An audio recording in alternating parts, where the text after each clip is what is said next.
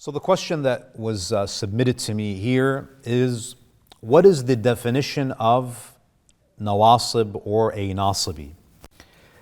Now, scholars have different definitions for a nasibi.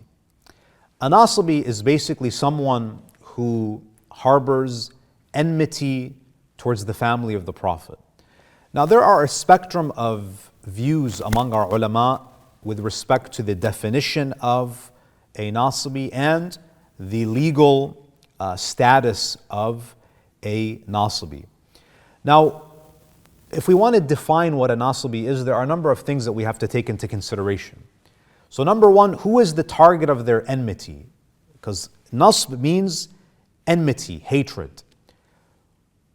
Some ulama, they argue that a nasibi is someone who harbors enmity towards the Ahlul Bayt, especially the Prophet, Lady Fatima, and the 12 Imams. This is someone who is a nasibi.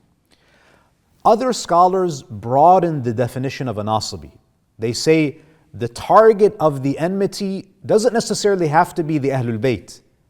Some scholars say that if a person has enmity towards the lovers of Ahlul Bayt, the Shia of Ahlul Bayt, that enmity is an indication of their nasb. Now, there are other scholars who argue that just someone who has enmity in their hearts. Rather, a nasibi is someone who manifests that enmity. Right? And this is the view of Sayyid al-Sistani. If you look at Minhaj al-Salihin, Sayyid al-Sistani, in his definition of a nasibi, he says, وَهُمْ الْمُعْلِنُونَ بِعَدَاوَةِ أَهْلِ الْبَيْتِ عَلَيْهِمُ السَّلَامُ. A nasibi is not someone that has an internal hatred towards Ahlul Bayt. Such a person would be probably considered a munafiq. A nasibi is a specific group of people who harbored enmity towards the family of the Prophet and manifested and expressed that enmity towards the family of the Prophet.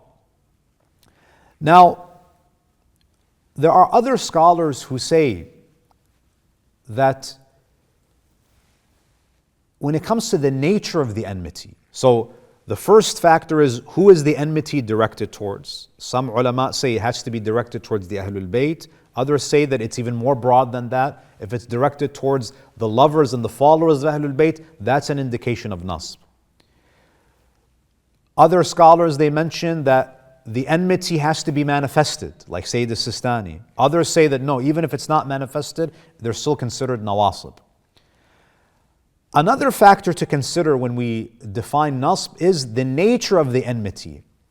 Some ulama, a minority of scholars, have stated that a nasibi is someone who has religious enmity towards the Ahlul Bayt, like the Khawarij, whose enmity towards the family of the Prophet was considered a religious obligation.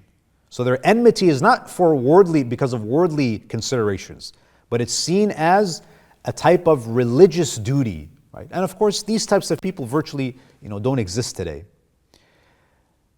Now, others expand the definition of nasb to say that it's any type of enmity, whether it's rooted in a religious understanding or if it's for the sake of worldly interests. Now, in terms of the legal status of nawasib, there are some ulama who consider them to be kuffar, because harboring enmity towards the family of the Prophet would constitute rejecting one of the tenets of the faith, which is mawadda for Ahlul Bayt.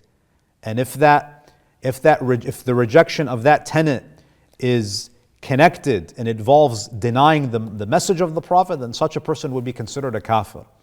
But the majority of our fuqaha, they state that the legal status of a nasibi is that such a person would be considered najis. They would be considered ritually impure. So the question is actually a lot more complicated, and it is really a matter of ijtihad. So if you refer to your marja', they will likely have a definition of a nasibi, and they will also speak about the legal status of a Nasibi.